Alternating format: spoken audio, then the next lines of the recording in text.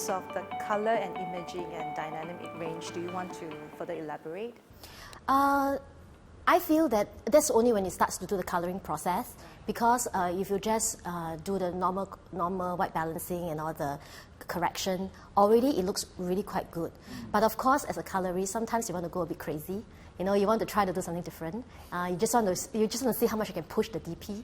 You know, push the director. Yeah, push the director. So sometimes, of course, but of course, you want to make sure that the product turns out well.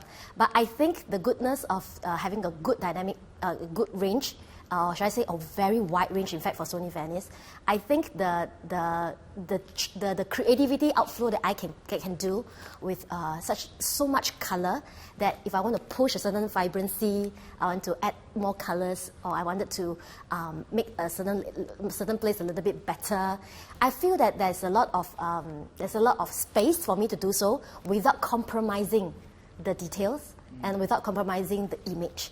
And especially, I'm particularly very sensitive to noise. So I want to make sure that whatever I do, I can actually retain the details, as well as to make sure that the quality don't go down, don't degrade all the quality. So that's one really, really fun part when you're doing with an image that has so much space.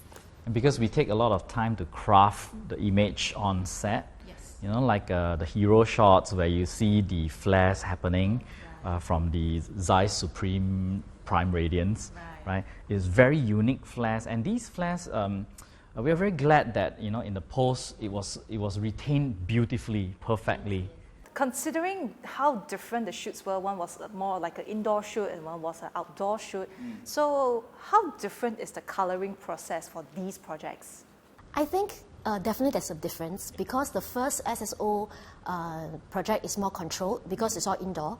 Of course, outdoor for most is similar to most of the shoots that outdoor shoots. The condition of the weather, the clouds, the sun, the rain.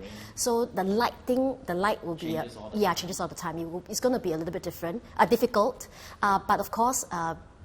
When you are able to actually have a lot of space to work around the colors as well as the lighting, I feel that we can we can make the images look very similar. So that's one good thing I realized, that when there's one difference I realized in the coloring process for both, is that I will have to be very careful with the lighting in the outdoor shoot than compared to the first one.